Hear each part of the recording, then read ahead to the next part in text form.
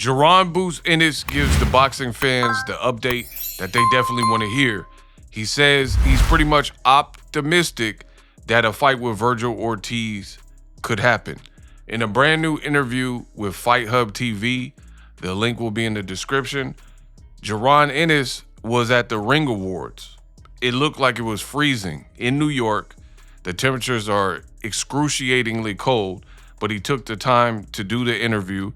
And he says he's hopeful, and I'm paraphrasing, he's hopeful that the fight can happen and it'll be a great fight.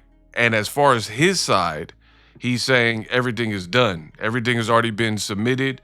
So from his angle, he says they are just waiting. Him and Eddie Hearn, his promoter, they are waiting to see what happens, but he is optimistic that the fight can and will happen. Next, the direct quote from Geron Ennis is, "I have high hopes. I think the fight is going to happen. Everyone stay tuned and keep your fingers crossed." So the proposed contest would take place, of course, at 154 pounds. A fight with Keith Thurman and Sebastian Fundora was just announced with PBC. You had Matchroom put on a card with Josh Kelly dethroning Murtazaev and becoming a champion. So Vergil Ortiz fighting Jaron Boots Ennis would really, really help to shape the division because they are top tier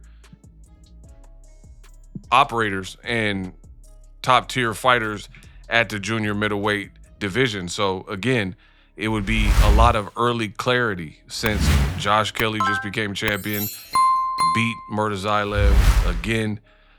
That would bring a lot. Fundora, we know he's about to fight Keith Thurman.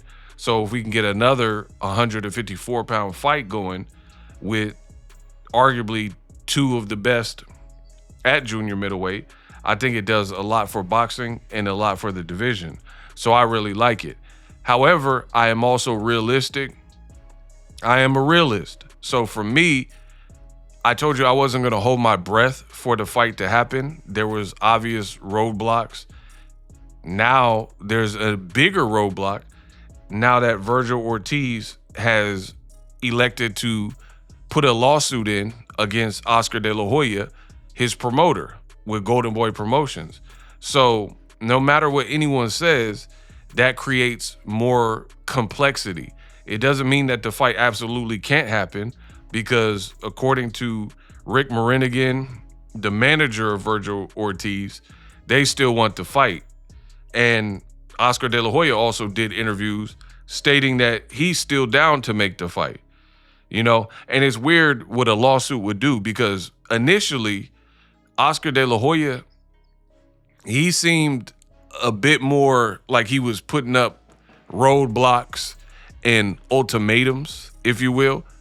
He was doing videos, and I reported on that in the past. He was doing videos and he was saying stuff like, you gotta, Eddie Hearn, promoter of Geron, you gotta respond within 24, 48 hours or I'm moving on. We got a fight to make with Vergil Ortiz, and he has many options, so on and so forth. These are the things that Oscar was saying, which led me to kind of believe that on the Vergil side, they didn't really care if the fight happened or not, and they felt they were in the driver's seat. But then when Vergil decided to sue De La Hoya, then he started doing interviews talking about he wants to make the fight and it's a great fight. But before that, before the lawsuit was filed and made public, it did appear that Oscar was okay with moving his fighter on. And for me, in my opinion, I think it's because Jaron Boots Ennis is a super dangerous fight. Point blank, period. Very dangerous fight for Vergil Ortiz or anybody else. Vergil Ortiz is a great fighter, but he's more offensive than he is defensive. He's not like a Shakur Stevenson, which we've seen over the weekend, versus Teofimo, where he's this master of distance. And by the fight's end, you can't tell he was in the fight. Like Shakur Stevenson could have hit the club after the fight with Teofimo Lopez. There wasn't a scratch on him, and you couldn't even tell that he really was in a fight. Versus, go look at like a Vergil Ortiz and look at him post-fight, at the post-fight interview after he fight Sergey Boachuk. And also for that, the bad thing with the Boachuk situation is many people, including myself, believe that Boachuk should have been the victor of that particular fight and did enough to win. But with politics and whatnot, they said Vergil Ortiz won. But he did get dropped twice in the fight if you watch it. And you look at it, Boachuk, pretty much since that moment in that Vergil Ortiz fight, he hasn't necessarily looked as formidable. He just fought on Zuffa. I wouldn't say it was a great performance, right?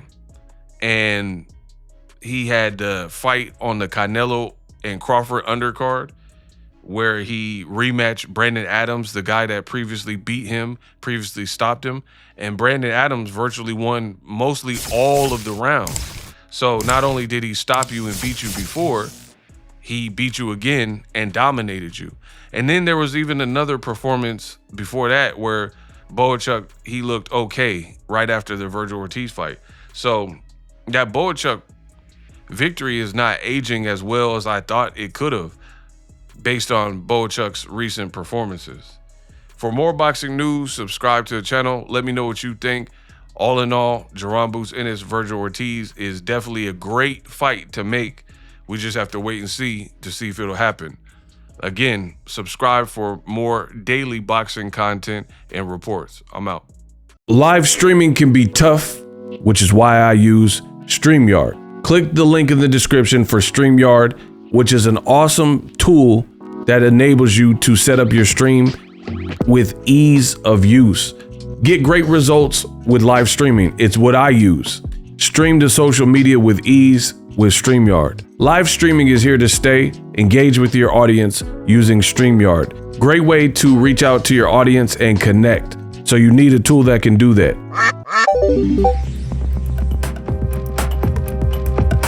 If you're new to YouTube and you're struggling to get views, one tool I can provide to you is TubeBuddy. I've been on YouTube over 10 years. I use TubeBuddy daily to crank out videos just like this one that you're watching. Learn how the pros do it with TubeBuddy. YouTube receives a lot of traffic, which also means a lot of creators, a lot of people putting out content. So you need to learn the ropes so you know how to separate yourself, especially if you're new, but even if you're a pro, use TubeBuddy. The link is in the description. Get more views, more subscribers, and a higher click-through rate. So ultimately,